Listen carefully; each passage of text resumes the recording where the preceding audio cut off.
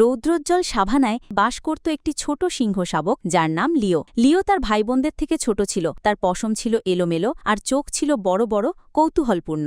যখন অন্যান্য শাবকরা জোরে জোরে গর্জন করত এবং একে অপরকে তাড়া করত, লিও প্রাইডের এলাকার প্রান্তে ঘুরে বেড়াত এবং বড় বড় রোমাঞ্চকর অভিযানের স্বপ্ন দেখত।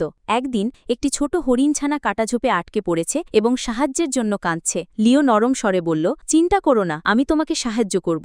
লিও তার ছোট ছোট থাবা দিয়ে সাবধানে কাটা আলগা করতে লাগল, একটা একটা করে, যতক্ষণ না হরিণছানা মুক্ত হয়ে উঠল। হরিণছানা চোখ মেলে তাকালো লিওর দিকে। ধন্যবাদ ছোট সিংহ বলে সে তার পালের দিকে দৌড়ে চলে গেল। যখন লিও প্রাইডের কাছে ফিরে এলো, বড় সিংহরা অবাক হয়ে গেল। তুমি ছোট কিন্তু তোমার মন বড়, বলল বুদ্ধিমতী বয়স্ক সিংহী। সেই দিন থেকে লিওর ভাইবোনরা তাকে আর উপহাস করল না। তারা বুঝল যে ছোট সিংহ নায়ক হতে পারে। এভাবে লিও শিখল যে সাহসের অর্থ আকার নয়, এটা দয়া এবং সাহসের বিষয়। সে মাথা উঁচু করে সাভানা ঘুরে বেড়াত, প্রস্তুত তার পরবর্তী বড় অভিযানের জন্য।